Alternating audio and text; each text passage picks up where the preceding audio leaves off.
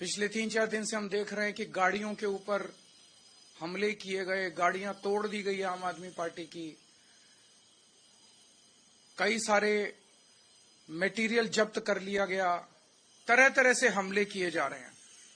तो अब जनता ने मन बना लिया, बाकी सारी चीजें एक तरफ, इस बार इनकी गुंडई को हराना है।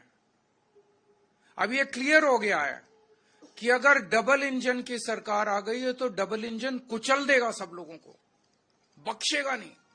अपने पहियों के नीचे ये डबल इंजन सारी जनता को, गरीबों को, मिडिल क्लास को कुचल देगा। ये इंजन सबसे पहले तो सुरक्षा है ना लोगों की, सबसे पहले तो खैरियत है। अगर अब खुद परिवार ही नहीं बचेंगे, उनके परिवार ही नहीं बचेंगे, उनको इस तरह से डराया जाएगा, फोन कर करके धमकाया जाएगा, तो बाकी सारी चीजें बेमानी हो जाती हैं। तो लोगों ने मन बना लिया है कि अगर चुनाव के पहले इन लोगों का ये हाल है, जब इन्हें हमसे वोट चाहिए, चुनाव के बाद तो ये हम लोगों को कुचल देंगे। तो इस बार लोगों के पास दो ऑप्शन है, एक तरफ शरीफों की पार्टी है और एक तरफ खुलेआम गुंडागर्दी चल रही है।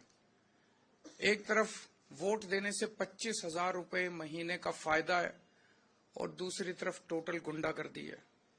इनके कई कैंडिडेट्स ऐसे हैं जो खुद माफिया है अपने अपने क्षेत्र के अंदर।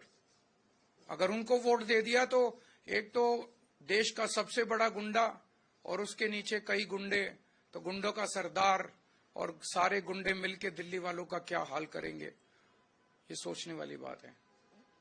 तो ये गुंडागर्दी दिल्ली बर्दाश्त नहीं करेगी, देश बर्दाश्त नहीं करने वाला। लोग शरीफ हैं, लोग शांति से जीना चाहते हैं। दूसरी बात जो सबके सामने आ रही है, हमारे देश के स्वतंत्रता सेनानियों ने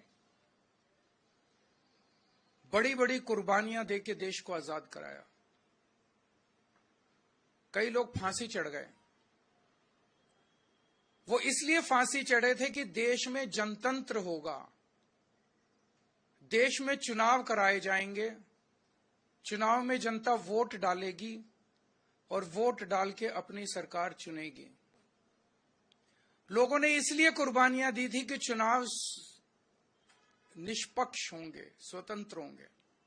लेकिन आज जिस तरह से चुनाव आयोग ने भारतीय जनता पार्टी के सामने हथियार डाल दिए हैं, चुनाव आयोग ऐसे लगता है जैसे एग्जिस्ट ही नहीं करता। ये एक बहुत बड़ा प्रश्न खड़ा कर रहा है। लोगों के मन में प्रश्न आना, लोगों की सोच को आप रोक नहीं सकते, लोगों के मन में प्रश्न आना बड़ा वाजिब है कि राजीव कुमार जी जो मुख्य चुनाव आयुक्त हैं, वो इस महीने के अंत में रिटायर हो रहे हैं। उन्हें पोस्ट रिटायरमेंट ऐसा कौन सा पद ऑफर किया गया है, वो कौन सा पद हो सकता है जिसके बदले में आप देश को गिरवी रख दो, देश को दांव पे लगा दो।